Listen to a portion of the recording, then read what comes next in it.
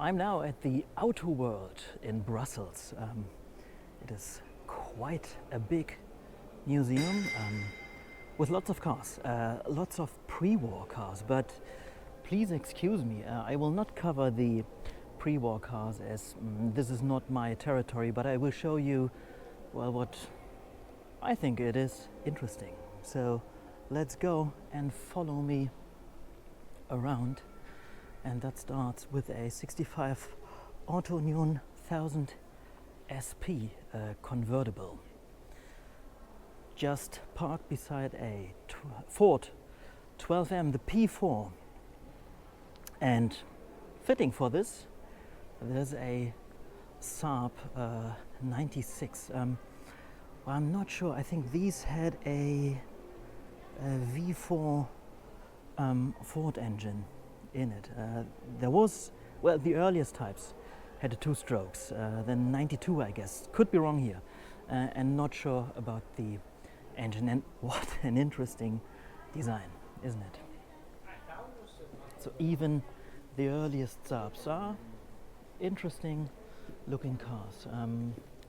There we have an Amphi car, the car that you can, well, have a fun trip because it is a amphibious vehicle. I don't know if you can see it. It is a boat and a car built in Germany with a lot of Triumph Herald DNA in it. The quarter lights are actually from a Triumph Herald, the engines from a Triumph Herald. So quite an interesting mixture. Alfa Romeo police car, Carabinieri, and it has a massive antenna. I don't know if you can see that. That is a large antenna, isn't it? Interesting number plates. So Carabinieri, Alfa Romeo. There we have a 63 Opel coupe, built in Belgium. So this is the Opel. I'm not sure, didn't these had some, what was the engine? Out of a Porsche maybe? I can't remember. And it is the first one I've seen now. Lotus Elan. Then we have a Maserati Mistral 3500, just parked beside good old Volvo Amazon 3-door. There is the Neue Klasse, the new class that put BMW back on a map, well, beside the Isetta, of course. This is a 1600, by the way, with the famous Hofmeister kink right there. Design Q BMW for many, many years. There's an Opel GT, and this is one of my favorite cars. Of course, it is a Matra, the Matra 530 Alex V4 engine. Wasn't that out of the Ford as well? I don't know. Pop-up headlights. I think it has a Targa roof, and the engine in the back. Matra 530 Alex. So Matra always delivered when it is about quirky cars. Auto Bianchi A111. I've never seen that in real life. So this is sort of the pendant to the Fiat 124. What a great looking car. Okay, what else? Some British Leland material. That is Triumph Spitfire 1500. Then an earlier Jaguar XJ. Rover P6. Not a V8. It's a 2200 TC. I think these are looking brilliant. Um, and these are two, the Lamborghini Espada with a very sad mirror. Just look at this. So the, the mount of the wheel looks fabulous. It is my favorite Lamborghini. So the only Lamborghini I won't have, because it is family friendly and the running costs are not. A very, very beautiful Alfa Romeo Sprint Zagato. And it's the second one I've seen today, because today I've been at the Inter Classics as well. And there was one. There we have the famous Zagato badge. Porsche 911 police car. So the Dutch police and the Belgian police as well, because the livery is a Belgian style police livery. So they had Porsche for the traffic police, and they used the Targa, and usually these had helmets at the back. So I'm not sure if this is a genuine police car. There you can see this is maybe some sort of stop sign, anything like that. Anyway, Renault 5 Turbo 2, the big one, the quick one, 160 PS. And as you can see, the engine was at the back. And there we have its humble brother, an 83 R5 three-door with a very, very nice vinyl roof, red interior, and it's an automatic. That is not. A Volkswagen Scirocco 88. If you want to see and Scirocco in all its details, go to my channel. There is a review. Beautiful Lancia Beta Monte Carlo, second series. Always loved this two-color front, two-tone front.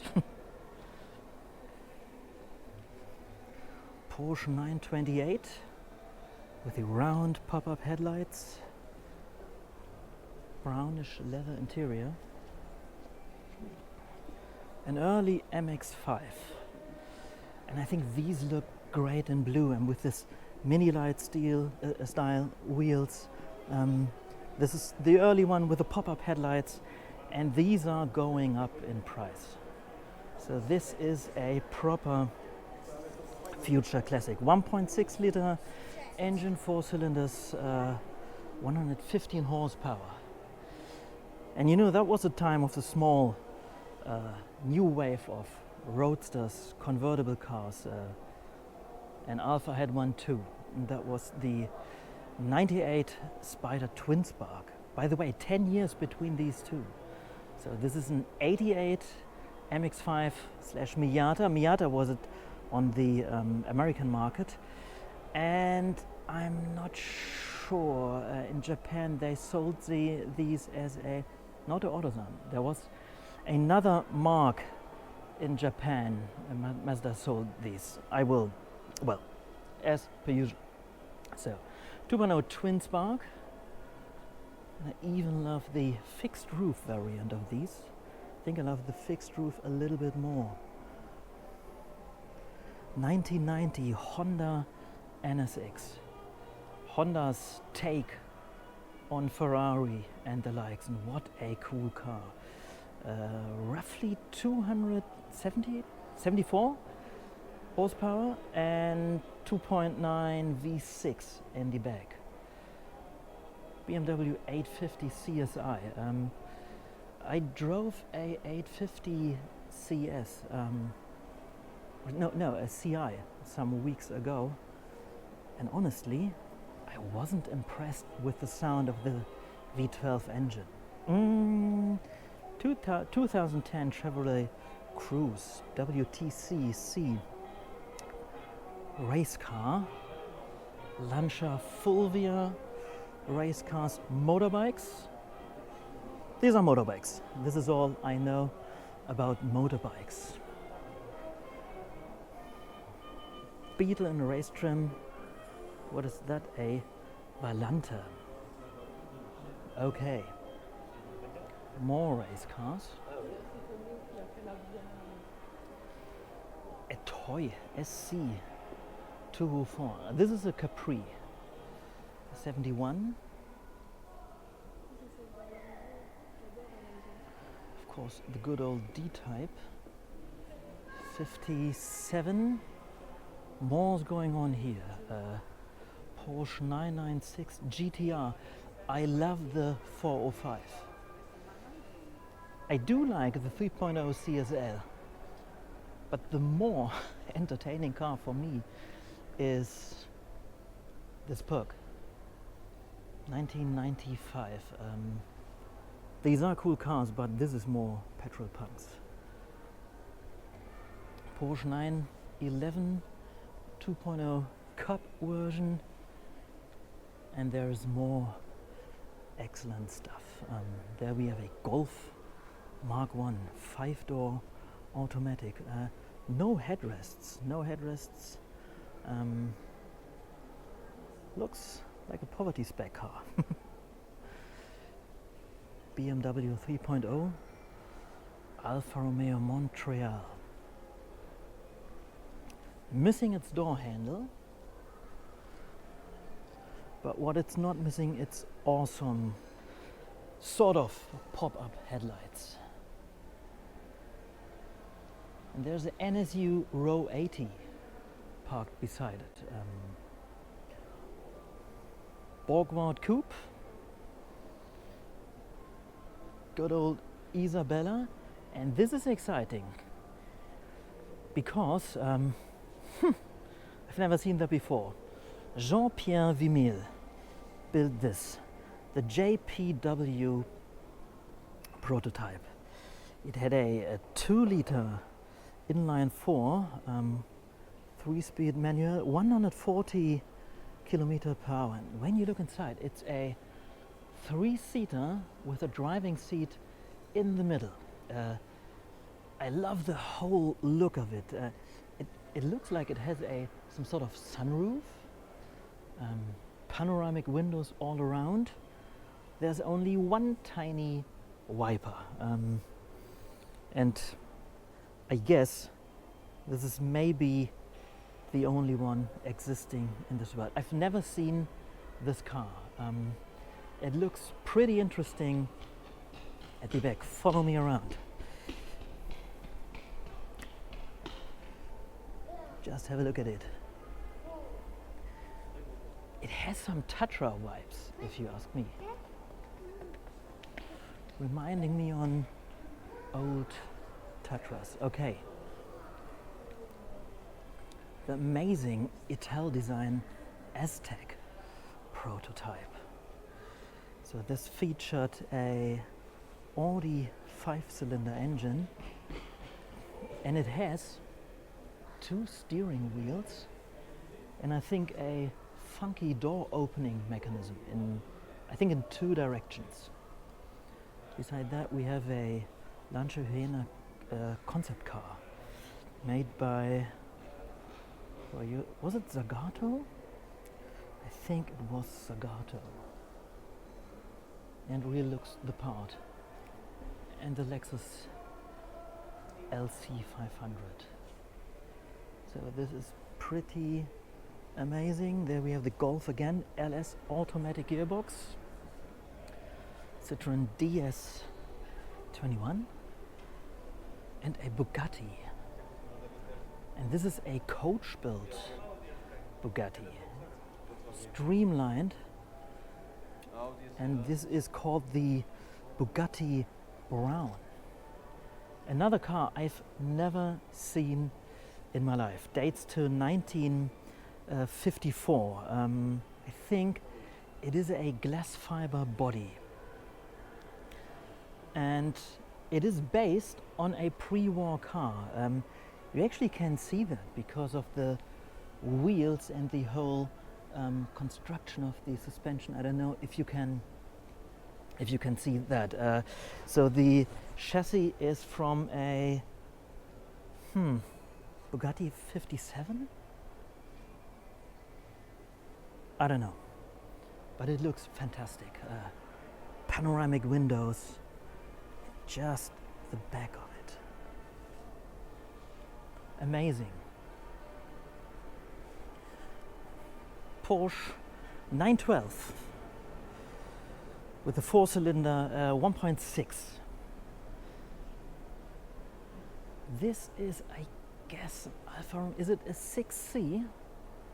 I can't tell you. I think it is. It is definitely a Pininfarina body, but you know, I am probably completely wrong. Anyway, then we have a Panhard X77 Dynamique, dates to 1937, streamlined design. Just look at the position of the steering wheel. It's almost in the middle of the car. Small panoramic windows, 3 wipers at the front. Very, very cool pre-war car. A Delage D8 120. Well, this is something you probably know, Citroën 7A. But as said, pre-war cars, it's not my territory.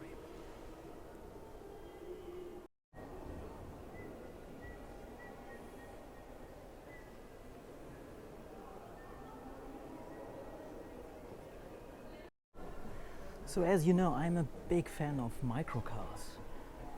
And here are some microcars, a Peugeot VLV from 1941 and the quite awesome looking Rouen Vautuette from 46. We have a Vespa 400 Messerschmitt and a Isetta, but the most amazing car here is this 1947 Crossley Type 4. So yes, the Americans had small cars, and Crossley was one take on a small car from the United States, 724 cc engine, 4-cylinder unit. And all I know, these were not really good. But what a charming looking car. Quick look at the display of electric and hybrid cars. And yes, they have a Prius 1. So the first Toyota Prius, the first serial production hybrid ever. And you know what? I really like the first Prius. When I was looking for my Audi A2, I was actually looking for a early Prius as well. But in Germany, they sold roughly between 2,000 and 3,000. So these are pretty hard to find, and well, the most have been exported to Mongolia over the years. But you know, my daily is a Prius 3, so I'm fond of the Prius. There's another interesting electric car, by the way, a Microlino, the modern era Isetta knockoff. But there we have the first Tesla Roadster from 2008, based on a Lotus, and from a time where we did not know exactly what an idiot Elon Musk is. I think these are very cool. Belgian roads in the 1950s. The beautiful Renault 4. There's an interesting story about the Renault 4 because it was produced in Japan as well, and it was made by I think it was the Hino company. And you know, Hino made the car better and better and ended up with a car that was much better than the French original. So they got into trouble because folks at Hino said, if we made a better car that is so much different from the original, we don't pay any money to Renault. So that is cool. Then we have a Moskvich Type 400, and this was based on an Opel. Was it the Kadett? I think on the first Kadett. And it is particularly interesting because it was sold in Belgium. you still can see the dealer sticker, Garage Book in Oostende. Moskvich has an interesting history in Belgium because years later Moskvich cars were produced in Belgium from CKD kits, and these were sold under the Scaldia brand. So that is interesting. Peugeot 403. And then we have a lovely Moretti 750 Grand Sport Berlinetta. What a beautiful car. Brilliant. A Simca Arand and a Ferrari 250 GT Boano. So these were the roads in the 50s.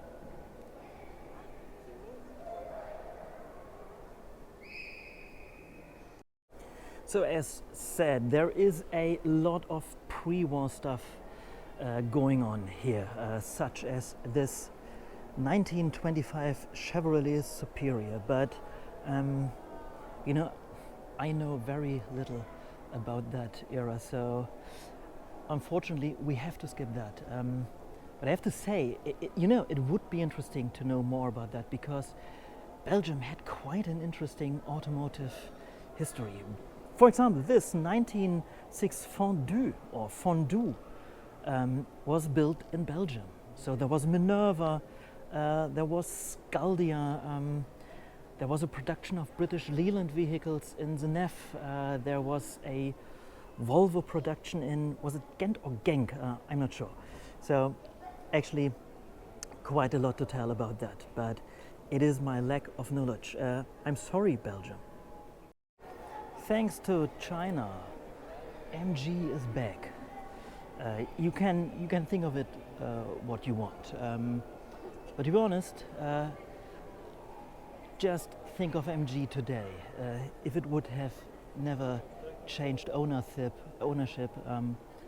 it would build cars exactly like that, like this SUV, the Marvel R.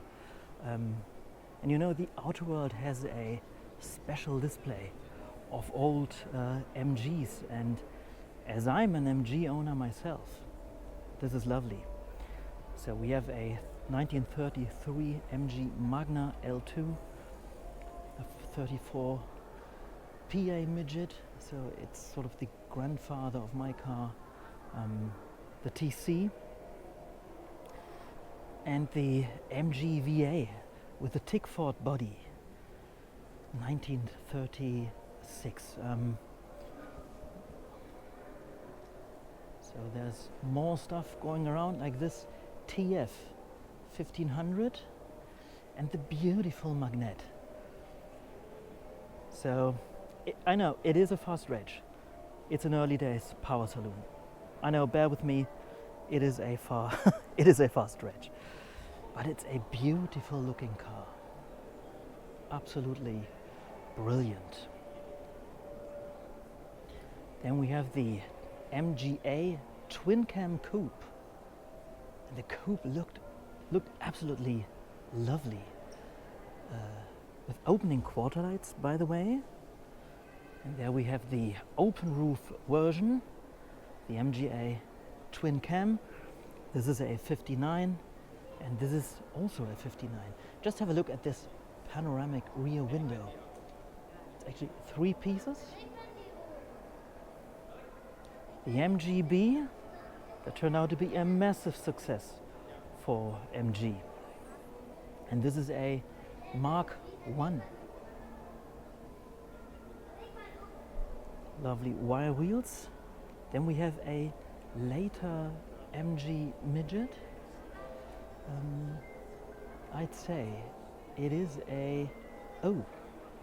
just saw this, so this is most probably a Mark IV with the 1500 liter Triumph engine.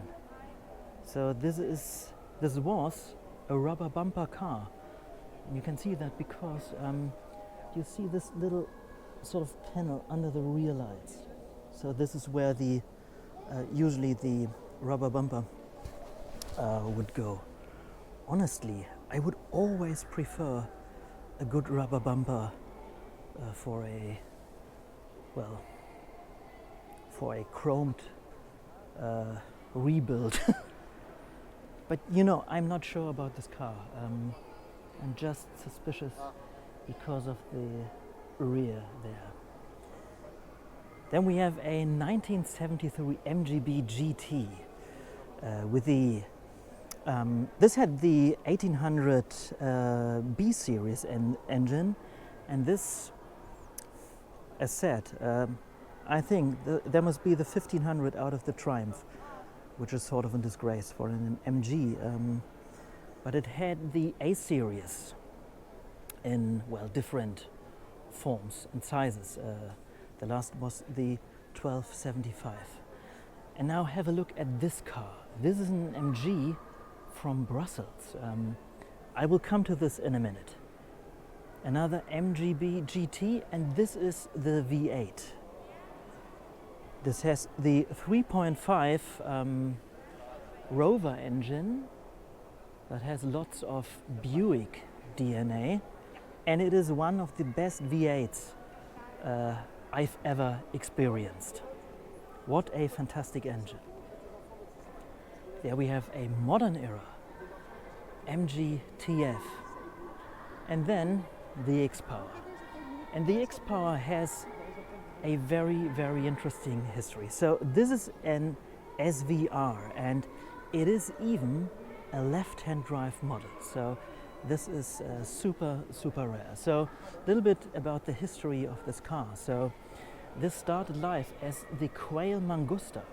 So there's a bit of the Tommaso DNA in this car. And you know, MG Rover, short on money. At some point they said, hey, let's do a proper supercar. So they bought the whole Quail Mangusta operation in, I think, in Turin, Italy, and made the MG X-Power.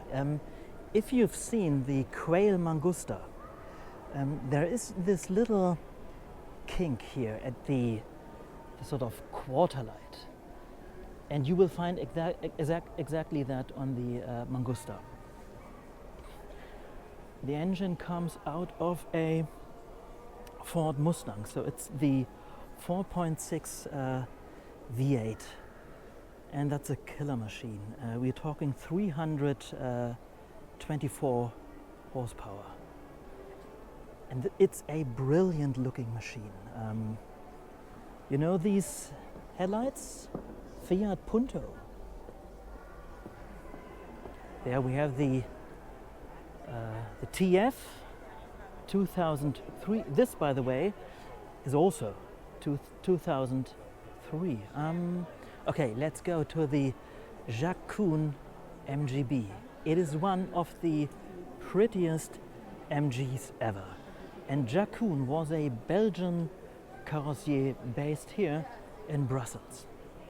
And he made the Jacques Koen coupe. And it looks brilliant. Just have a look at the headlight covers here. So this has wire wheels. I think it is based on a pull handle. I think it's a fantastic looking car. So there is the Jacques Koen Carrossier badge. Did you see that?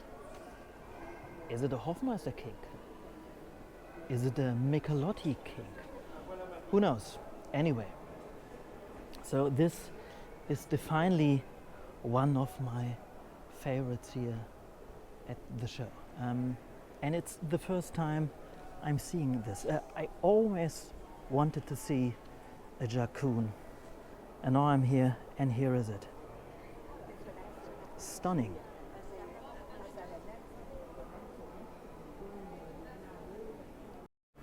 Now a quick look into this